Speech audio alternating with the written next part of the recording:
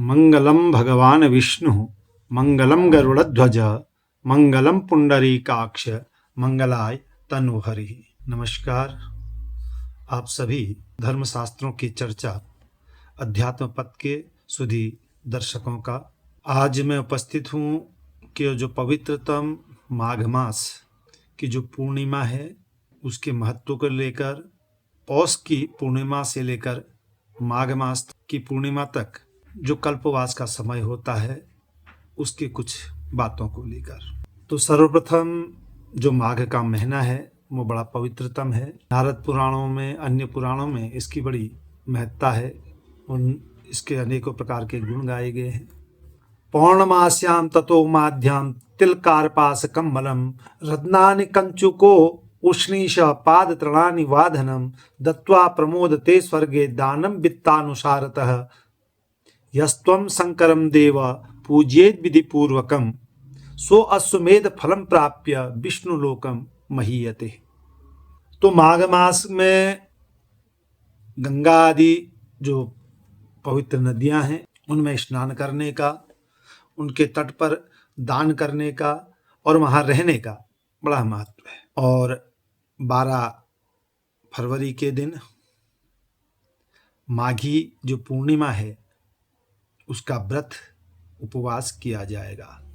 वैसे तो सज्जनों 11 तारीख की सायंकाल से ही पूर्णिमा प्रारंभ हो जाती है, जो कि 12 तारीख लगभग 7:22 तक वो पूर्णिमा तिथि रह रही है। तो अतएव 12 फरवरी को ही पूर्णिमा का व्रत और उपवास किया जाएगा। ये तो व्रत की बात है। और जो भी माघ में जितने भी पर्व आते हैं सबके सब पुण्य को प्रदान करते हैं, इसलिए माघ मास का बड़ा महत्व भी है। और इस माघ के महीने में इस वर्ष तीर्थराज प्रयाग में पूर्ण कुंभ का भी आयोजन हुआ है। और जो पूर्ण कुंभ है यह हर 12 वर्ष में आता है और 4 जगह पर लगता है, उज्जैन, नासिक, हरिद्वार और तीर्थराज प्रयाग। और तीर्थराज प्रयाग और हरिद्वार में 6 वर्ष के अंतराल में अर्धकुंभ भी लगता है। माघी पूर्णिमा को भी संत महात्माओं का शाही स्नान होता है। माघी पूर्णिमा का एक और विशेष महत्व है कि पौष के महीने की पूर्णिमा से माघ की पूर्णिमा तक 1 मास तक कुछ गृहस्थी वानप्रस्थ और संन्यास का मिलन करने के लिए तीर्थों में एकत्र होते हैं, जहां वह जमीन में कुटिया बनाकर एक टाइम भोजन कर और संगम में 3 समय स्नान करके अपनी कुटिया में तुलसी की और भगवान नारायण की पूजा करते हैं और संतों की संगति करते हैं। बिनु सतसंग विवेक न होई राम कृपा ते सुलभ न सोई। और इस प्रकार का सत्संग, तीर्थों के तट पर वास, तुलसी की अर्चना, नारायण का पूजन, यह सत्संग का ही प्रभाव होता है। और इन 3 महीनों में जो गृहस्थी अगर वहां कल्पवास कर रहा हो या संत महात्मा कर रहे हो तो जमीन को अपना बिछौना बनाते हैं, वहीं सोया जाता है। और मन, वचन और कर्मों से ब्रह्मचर्य का पालन किया जाता है। अगर कोई व्यक्ति किसी भी प्रकार के व्यसनों से ग्रसित है तो इस मास में उस व्यसनों का त्याग करना पड़ता है। और दूसरी बात, जिह्वा से हमेशा सत्य बोलना पड़ता है, झूठ का आश्रय नहीं लेना पड़ता है। और जो कल्पवास जिन्होंने व्रत लिया है 1 महीने का, तो उनको उस संगम तट से बाहर की परिधि से बाहर भी नहीं जाना होता है। तो यह तो कल्पवास के कुछ नियम हैं। और ये माघ का महीना जो है सब तीर्थियों के लिए अलग अलग फल भी प्रदान करता है। नारद पुराण का वचन है, ज्ञान दो मानसे माघो न तू मोक्ष फलप्रदः।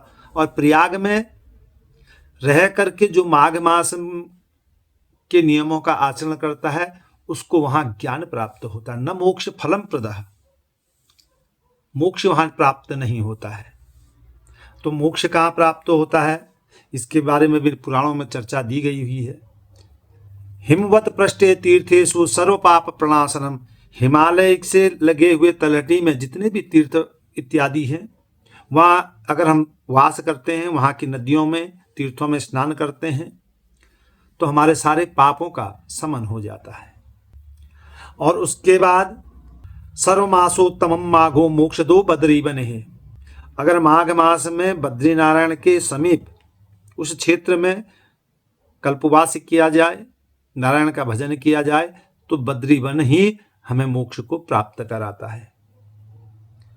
और रुद्रलोक प्रदो माघो नारमदे परिकीर्तितः, और नर्मदा नदी के तट पर करने पर भगवान शंकर अपने रुद्रलोक को प्राप्त कराते हैं। इसी प्रकार अनेकों जगहों तीर्थों की महत्ताओं का वर्णन है, तो उसके लिए फिर चर्चा। तो विशेष तौर पर पौर्णमास्या ततो माघ्यांग तिलकारपास कंबलम, माघ महीने के पौर्णमासी के दिन तीर्थ में नदी तट पर संगमों पर रह करके तिल, कपास और कंबल, साथ में रत्नानि कंचुको उष्णीश पाद तृणानि वाधनम, रत्न हो गया, कंचुक कहते हैं कुर्ता, कुर्ता दान करने का भी महत्व है, उष्णीश कहते हैं पगड़ी को, पाद त्राणानि वाधनम, और अपने मेहनत से कमाया हुआ जो धन है, वित्त है, से अगर कोई व्यक्ति दान करता है, दत्वा प्रमोदते स्वर्गे दानम वित्तानुसारतः, और इस प्रकार से दान को अपनी सामर्थ्य और श्रद्धा के अनुसार देता है, सो अश्वमेध फलम प्राप्य, उसको अश्वमेध यज्ञ के बराबर का फल प्राप्त होता है, और अंत में विष्णु लोकम महीयते है, और विष्णु के लोक को प्राप्त करता है। तो इसीलिए माघ के पूर्णिमा के दिन कुछ धार्मिक कृत्यों को करने की भी विधि हमारे शास्त्रों में दी गई हुई है। प्रातःकाल नित्य कर्म को करें, स्नान आदि से निवृत्त हो जाएं, और भगवान नारायण का, विष्णु का विधि पूर्वक पूजन करें, और पितरों के निमित्त जलांजलि तर्पण या श्राद्ध जो भी सामर्थ्य में हो वो करें। फिर असमर्थों के लिए, जो असमर्थ हैं उनको भोजन दें, जिसके बाद वस्त्र न हो उनको वस्त्र इत्यादि दे सकते हैं। ये प्रकार वस्त्र, अन्न, वस्त्र, द्रव्य देकर के उनके आश्रयदाता बने। और विशेष तौर पर तिल, कंबल, कपास, स्वर्ण, रजा, कुर्ता, पगड़ी, इस प्रकार का अगर सामर्थ्य हो तो दान कर सकते हैं। पूरे दिन भर का व्रत रख करके सायंकाल में नारायण और चंद्रमा का पूजन करें, और अंत सायंकाल में फिर ब्राह्मणों को भोजन करा के स्वयं भोजन करें। हो सकता है सायंकाल में सत्यनारायण का पूजन कर सत्यनारायण की कथा का श्रवण करें। दिन भर और रात्रि भर में कीर्तन करें, रात्रि को जागरण भी कर सकते हैं। तो दूसरे दिन जाकर के व्रत का पारायण करें।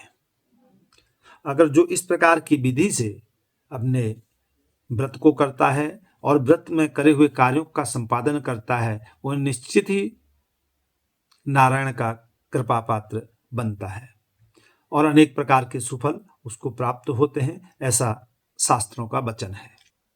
सर्वे भवन्तु सुखिनः, सर्वे सन्तु निरामयाः, सर्वे भद्राणि पश्यन्तु, माँ कश्चित् दुख भाग भवेतः। आपको ये जानकारियाँ अच्छी लगती हैं तो इसको फैला भी आप सकते हैं, और इस आध्यात्म पथ नामक जो चैनल बनाया हुआ है उसकी सदस्यता भी आप ले सकते हैं, उसको पसंद भी कर सकते हैं। अपने सुझावों को लिख करके कमेंट बॉक्स में आप कर भी सकते हैं।